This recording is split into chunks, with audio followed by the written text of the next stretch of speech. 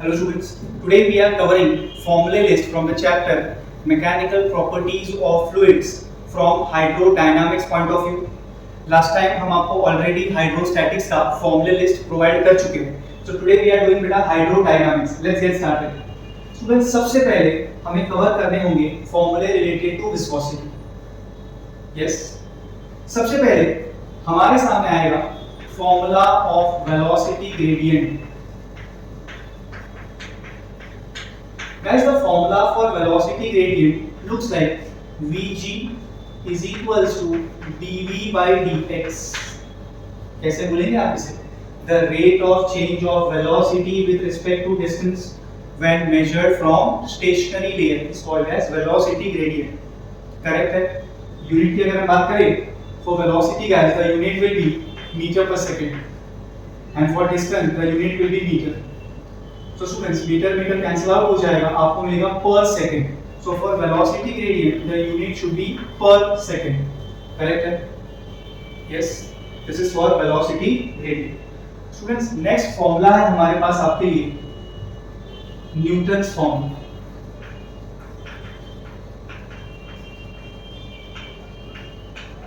Over here, we get eta a formula. Eta is equals to students F divided by A times of dV by dx. Yes, बेटा F is definitely viscous force, A is area, dV by dx का मतलब होता है velocity gradient Vg. So this is the formula for eta, and sir eta is coefficient of viscosity. क्या unit होगा sir ये eta का? For force it will be Newton, area meter square. For dV by dx it will be per second. तो मैं second ऊपर transfer कर दूं. You find with this. So students, the SI unit for eta is this: Newton second per meter square. Let me tell you clearly, students. For eta, one unit we are already having Newton second per meter square. It can be one more, beta, decapoise. There can be one more, poisson. ये सब SI unit ही है बच्चों. And talking about CGS unit, yes, I हो चुके आपके. First will be students dyne multiplied by second divided by centimeter square. बेटा इसको हम लोग poise भी कहते हैं. Correct है? That means we are having a conversion factor. आपको समझ ही गया होगा. This is decapoise and this is poise, right? So we are having the conversion factor like this. 1 poise is equals to 10 to the power minus 1 decapoise. Yes, बेटा आप समझ पा रहे हैं? So poise and decapoise ये हो गए CGS and SI unit of your coefficient of viscosity. ये रहा उसका conversion factor 10 to the power minus 1. Okay. Next formula students is Stokes law. Stokes law में बेटा हमें मिलता है viscous force Fv that is equals to 6 pi eta Rv. That means we are considering a spherical object. वो एक fluid को cross कर रहा है, जिस fluid का coefficient of viscosity है eta, वो spherical body, वो spherical object का जो radius है that is r, and the velocity with which it is traveling is v. Yes. So the viscous force Fv is equal to 6 pi eta Rv. This is formula related to Stokes. Okay. Now next is terminal velocity, also called as maximum velocity, also called as constant velocity, with which the object can travel across a fluid. Okay. इसका formula होगा student Vt, terminal velocity Vt is equals to 2 by 9 r square g rho minus sigma, the whole should be divided by eta. Yes, बेटा बाकी सारे terms already हम जानते हैं. rho is density of the object जो fluid को cross कर रहा है, and sigma is density of the fluid. Are you following this, students? So can I say, as far as the derivation is concerned, we have done rho minus sigma. That means हम assume करके चल रहे हैं that rho is greater than sigma. Now what if I tell you students, there can be two different possibilities. Beta first, rho is greater than sigma. That means the density of object is greater than density of the surrounding fluid. That means the object is actually going to travel downward. So motion of object will be downward. Yes, beta check this. In case rho is lesser than sigma, can I say when we are subtracting we will get a negative value. So guys Vt will be negative. That means हमारा जो assumption था derivation के time पे वो incorrect है. वैसे क्या assumption था हमारा ये derivation में that body is traveling downward. तो actually in this particular case the motion of the body will be upward. आप समझे students? Okay. Next discussion is students related to critical velocity. I am going to denote that by Vc, critical velocity Vc. Now this velocity is very important in determining whether the flow of a fluid is streamlined or turbulent.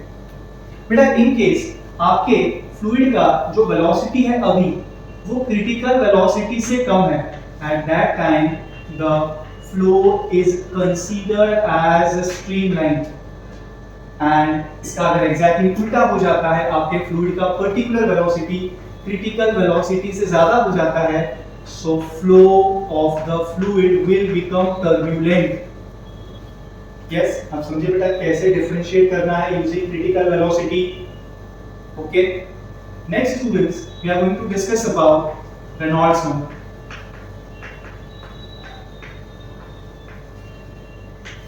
Okay.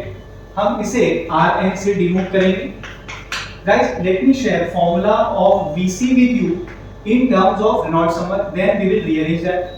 Yes, but it is Rn multiplied by eta divided by rho times of b. So critical velocity Vc is Reynolds number multiplied by eta. Eta I have already told you coefficient of viscosity. Rho is density. Yes. And बेटा d का यहाँ पर मतलब होगा diameter of the tube जिसका use करके हम experiment perform कर रहे हैं. Okay, so when we rearrange guys we are getting formula for Rn is equals to Vc into rho d divided by eta. Correct है बच्चों? Formula for Rn will be Vc into rho into d divided by eta. अब ये Reynolds number जो हमें value मिलेगा using that also हम distinguish कर सकते हैं दैट हमारे फ्लूइड का फ्लो कैसा चल रहा है, स्ट्रीमलाइन है या फिर वो टर्बुलेंट है. Guys first possibility can be Reynolds number is definitely ये तो पॉजिटिव रहेगा and it is lesser than 1000. आप समझिए मेरी बात. So Reynolds number over here is in between 0 and 1000. So in this case the flow is streamline. Yes.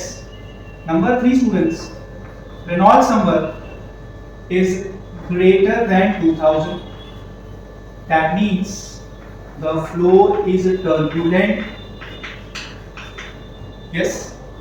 And second, here there is a surprise for you.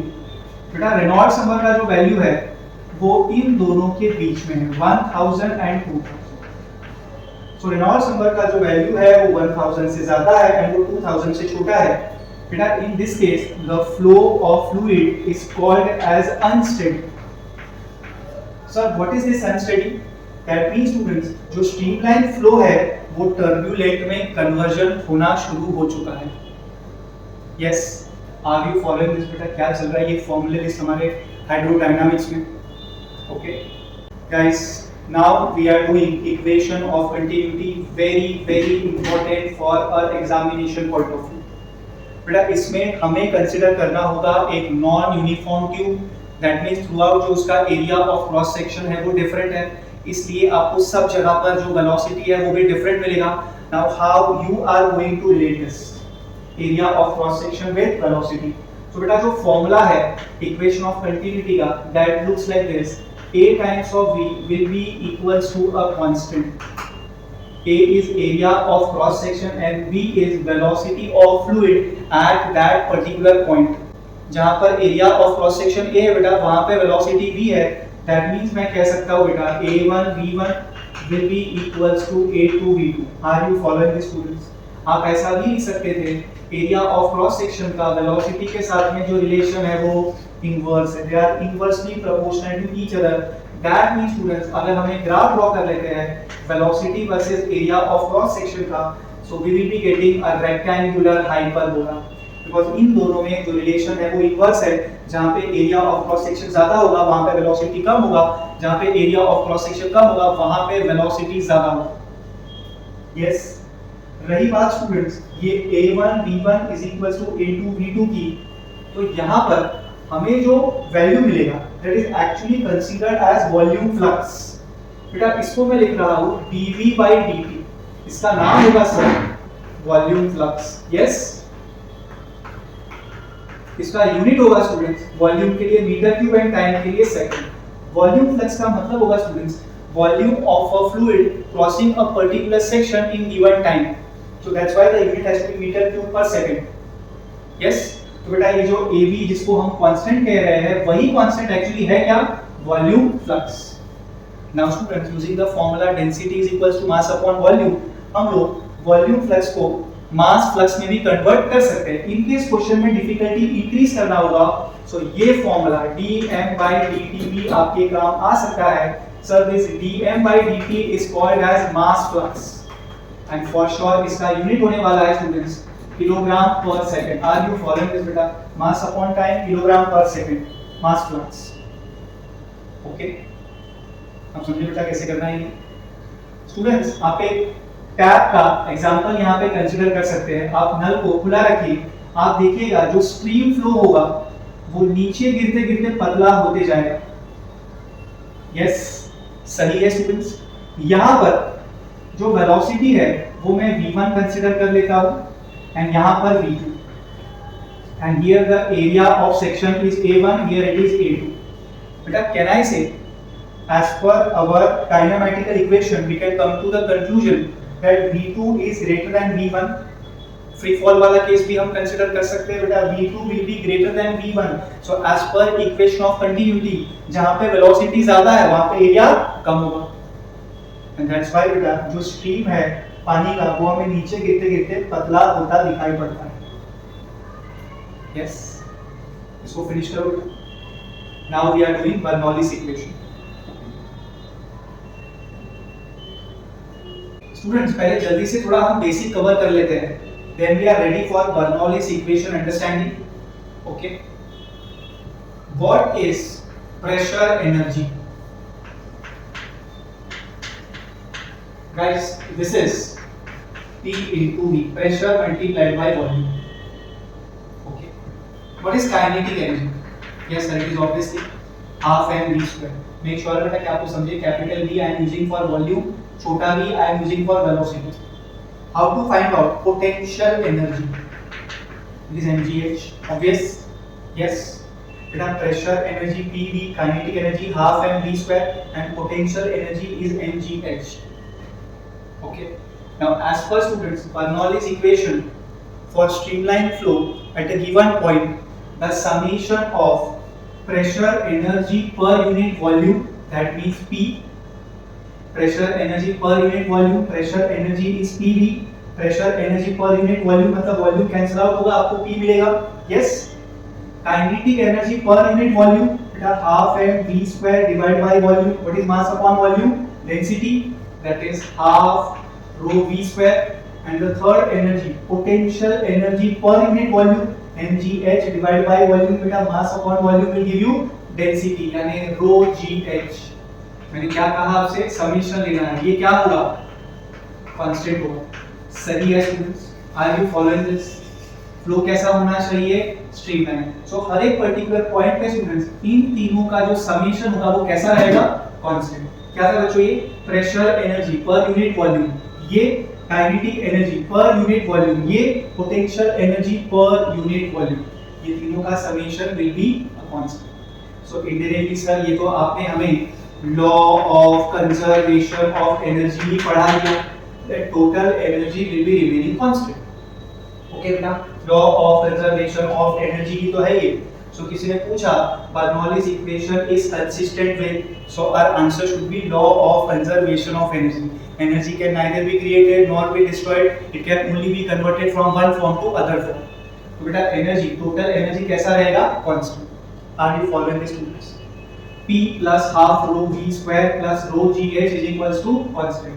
मतलब दो अलग location है एक streamline flow में, राइट? हम उसके लिए equation ऐसे लिख सकते हैं P1 प्लस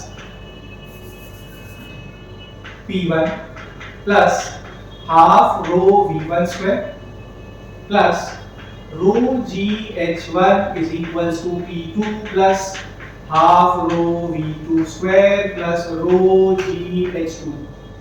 आप समझे स्टूडेंट्स कैसे करना है ये? यस, दो अलग लोकेशन है लेकिन एक ही स्ट्रीमलाइन फ्लो है, तो समीशन जो होगा इन तीनों का वो तो सेम रहेगा, सो डेफिनेटली वो सेम रहेगा, मतलब वो कांस्टेंट रहेगा, तो मैं इन दोनों को इक्वेट कर सकता हूं. यस, ओके बेटा. इसके एप्लीकेशंस पे आते हैं. इसका फर्स्ट जो मेन एप्लीकेशन है इसे हम कहते हैं speed of efflux, also called as sometimes Torricelli's law. So you should be aware of दोनों नाम बेटा. Yes, Torricelli's law. इसमें हमें क्या करना है बेटा? हमें एक ट्यूब कंसीडर करना होता है जिसके पास होता है orifice. This is orifice. This is way of representation. Certain times जो टीचर है वो ओरिफिस यहाँ भी लिखा है. So students, यहाँ पे मैं certain लेवल तक लिक्विड दिखा देता हूं. ये जो लिक्विड का फ्री सरफेस से होते हुए ओरिफिस तक का डिस्टेंस है बेटा, दैट डिस्टेंस इज h. जब लिक्विड यहां से बाहर निकलेगा तो वो एक वेलोसिटी से बाहर निकलेगा बेटा. उस वेलोसिटी को हम कहते हैं वेलोसिटी ऑफ एफ्लक्स. तो अपने हेडिंग के हिसाब से हमें इसे नाम देना चाहिए speed of efflux. Yes, formula for v will be students under root of 2gh. Guys, this is first application of Bernoulli's equation, Torricelli's law, speed of efflux. V is equals to under root of 2hg. Yes, that means student जो V होगा, it is directly proportional to square root of h. What is h by the way? Distance of orifice from the free surface of the liquid. Take it very seriously. Yes. बेटा second है हमारे पास आपके लिए application, Venturi tube. So here we actually consider a tube where the area of cross section is non-uniform. Okay, तो हमें क्या करना है? The liquid is flowing horizontally. So ये जो आपको 6 टर्म्स टोटल दिख रहे हैं ना बेटा, वो 6 बन जाएंगे 4. In that case for horizontal flow, in case of Venturi tube, हम ये rho GH1, rho GH2 consider नहीं करेंगे तो भी चलेगा. So formula will be, आप बताइए इस बार मुझे, P1 plus half rho V1 square is equals to P2 plus half rho V2 square. Yes students. So difference of pressure हो जाएगा P1 minus P2, that is equals to, I can say this is half rho V2 square minus half rho V1 square. I can take half rho common, तो bracket में students V2 square minus V1 square. Okay बेटा, अब समझिए कैसे करना है. अब यहाँ पर हमारे पास है P1 minus P2. बेटा ये तो डिफरेंस इन प्रेशर हो गया. यहाँ पे we can use the concept of our hydrostatics. Pressure difference का फॉर्मूला होगा H rho G. Pressure difference का फॉर्मूला क्या होगा sir? H rho G. So H rho G will be equals to half rho V2 square minus V1 square. So student, rho will cancel out. हमें मिलने वाला है H times of G is equals to half rho cancel हो गया sir, 2 इस तरफ आप transfer कर दीजिए. ये होगा student V2 square minus V1 square. Are you following this students? Let's say this is our equation number 1. Using this tube बेटा हमें ढूंढना होता है V1 एंड V2. इतना मैथ्स, इतना अलजेब्रा हम सब जानते होंगे कि एक इक्वेशन से दो अननोन थोड़ी मिलेंगे. So we need one more equation जिसमें वेलोसिटी होना चाहिए, so that हम वो वाला ये वाला साइमल्टेनियसली सॉल्व करके V1 V2 के वैल्यूज डिटरमाइन कर लें एंड हमारा वेंचुरी ट्यूब का जो काम है वो फिनिश हो जाए. ओके, तो यहाँ पे बेटा हम जानते हैं क्या यूज कर रहे हैं. अभी हम 5 एलिमेंट्स को पढ़ रहे थे, इक्वेशन ऑफ कंटिन्यूटी. आप क्या जानते हैं इक्वेशन ऑफ कंटिन्यूटी के बारे में students? A1 B1 yes will be equals to A2 B2. Are you following this better? Let's say this is equation number 2. So students आप जानते हैं A1 A2 का वैल्यू. So ये इक्वेशन हो जाएगा V1 V2 के फॉर्म में. यहाँ पे h आपको रीडिंग मिल जाएगा, छोटू g acceleration due to gravity constant है, 2b कांस्टेंट है, सो 2hg सारे वैल्यूज आपको पता है। आपको v2 square minus v1 square का एक इक्वेशन मिलेगा, यहाँ से आपको v1 v2 का या v2 v1 का रेशियो मिलेगा। सो आप ये दोनों इक्वेशन साइमल्टेनियसली यूज करके v1 v2 जो दो अननोन है उसे डिटरमाइन कर सकते हैं। ओके, सो स्टूडेंट्स ये जो सेशन था हमारा फॉर्मूला लिस्ट का for chapter mechanical properties of fluids from hydrodynamics point of view, ये मैं यहाँ पे कंप्लीट कर रहा हूँ। आई एम कॉन्फिडेंट ये सेशन आपके लिए काफी ज्यादा हेल्पफुल रहा है। Thank you, bye.